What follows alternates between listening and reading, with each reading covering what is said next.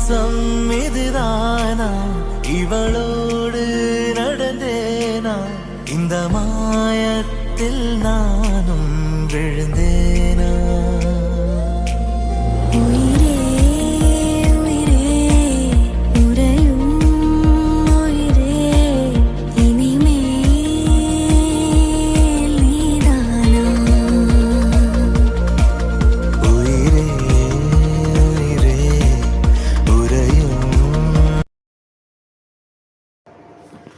Hi friends, அனைவருக்கும் இனிய காலை வணக்கம்.